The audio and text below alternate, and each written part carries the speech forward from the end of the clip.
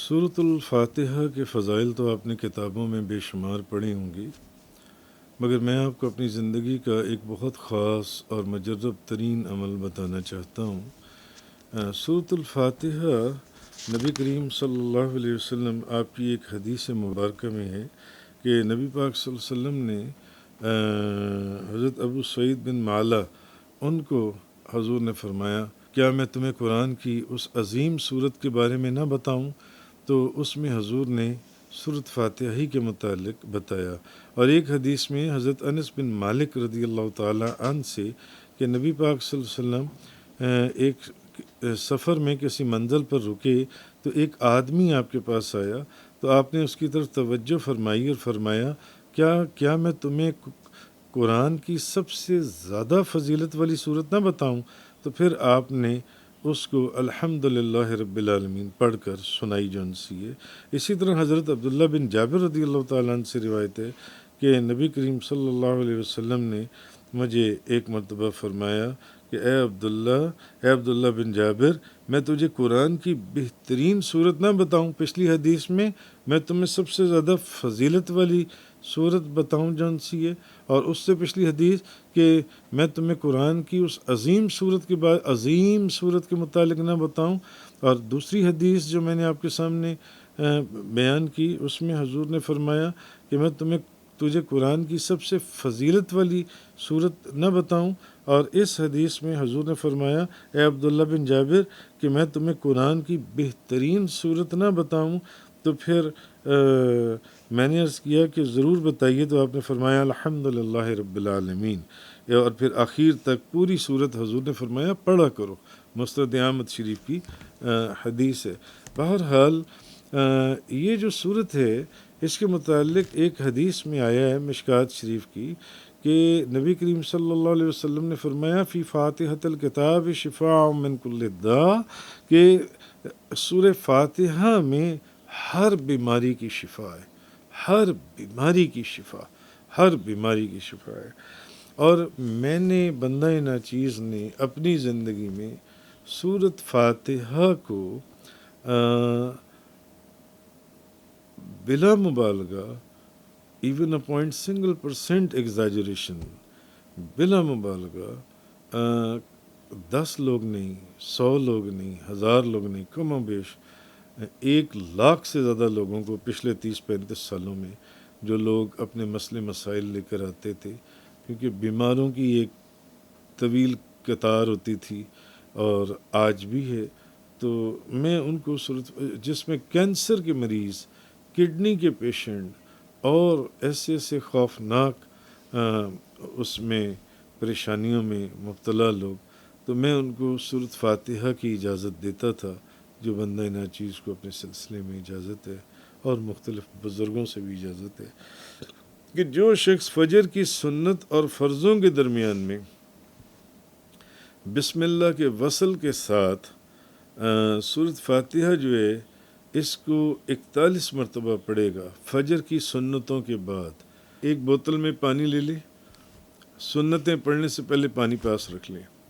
اور سنتیں پڑھنے کے بعد وہیں بیٹھا 41 مرتبہ سورۃ فاتحہ پڑھے، مگر وہ اس طریقے سے پڑھنی ہے، بسم اللہ الرحمن الرحیم الحمدللہ رب العالمین۔ لوگ ایسے پڑھتے ہیں، ایسے نہیں پڑھنا۔ بسم اللہ کا آخری لفظ ہے رحیم، اور رحیم کا آخری حرف ہے میم۔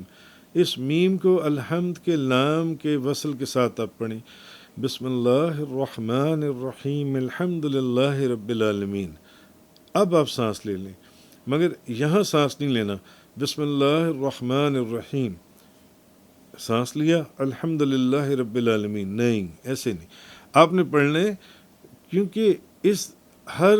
ہر مرض کی دوا مختلف ہے۔ ہم نے بزرگوں سے ایسے ہی سنا کہ اس کو ایسے پڑھنا ہے، بیماری کیسی ہی بیماری کیوں نہ ہو۔ اور میں نے اپنی زندگی میں سینکڑوں کم و بیش کینسر کے مریض، جن کو بظاہر ڈاکٹر جواب دے چکے ہوئے تھے، مگر اللہ نے ان کو صحت عطا فرمائی، اور بے شمار ایسے امراض جو کہ سوچا بھی نہیں جا، اللہ نے ان کو بھی صحت عطا فرمائی۔ اس لیے آج ہزاروں لوگ بیماریوں کے اس میں بندہ ناچیز کے پاس جب آتی ہیں یا رابطہ کرتی ہیں تو میں سورۃ فاتحہ کا یہی عمل بتاتا ہوں کہ سورۃ فاتحہ کو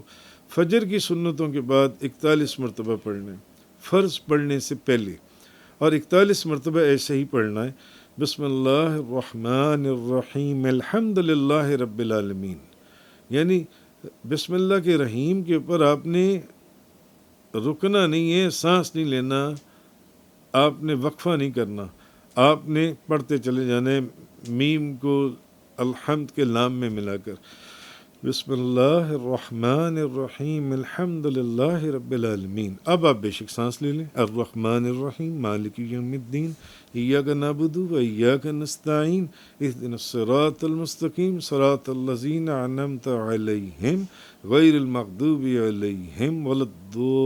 الضالین آمین۔ آمین تک پڑھنا ہے، یعنی 41 مرتبہ بسم اللہ سے شروع کرنا ہے اور آمین پر ہی ختم کرنا ہے۔ اس طرح 41 مرتبہ بسم اللہ شریف بھی پڑھی جائے گی اور آمین شریف بھی پڑھی جائے گی۔ اول آخر 11 مرتبہ درود شریف پڑھ لیں اور جس بیماری کے لیے بھی آپ پڑھیں گے اللہ کے حکم سے انشاءاللہ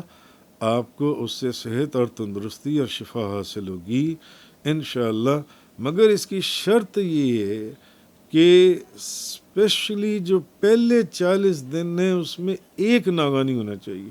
اگر فجر کا وقت بھی آگے پیچھے ہو گیا تو ناگاہ ہو گیا،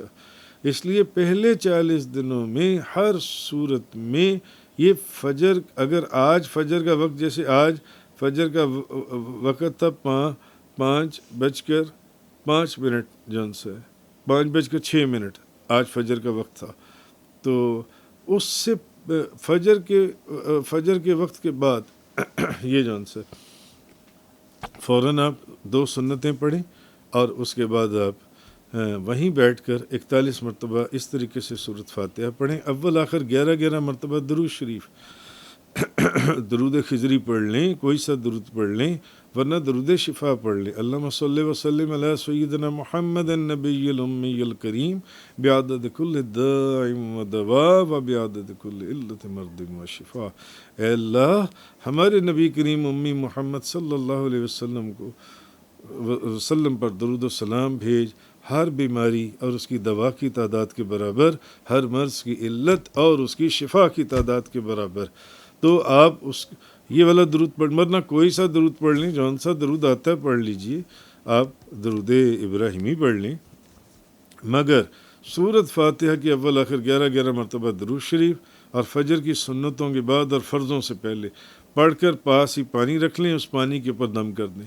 اور دم کرنے کے بعد اپنے وجود کے اوپر بھی دم کر لیں، اور جب پڑھنا ہے تو جو بیماری ہے اس کو سوچ کر آپ نے پڑھنا ہے، اللہ کے حکم اور اللہ کے فضل اور اللہ کے کرم اور اللہ کے احسان سے انشاءاللہ اس بیماری سے ضرور شفا اور صحت حاصل ہوگی۔ ہاں کوئی قضاء مبرم نہ ہو کہ وقت مکمل ہو چکا ہو یا کوئی اللہ کی مشیت کا حکم آ چکا ہو، وہ ایک علیحدہ بات ہے، ورنہ حدیث میں ہے کہ سورۃ فاتحہ کے اندر ہر مرض کی شفا ہے اور ہر بیماری کی شفا ہے، مشکات شریف کے اندر ہے۔ تو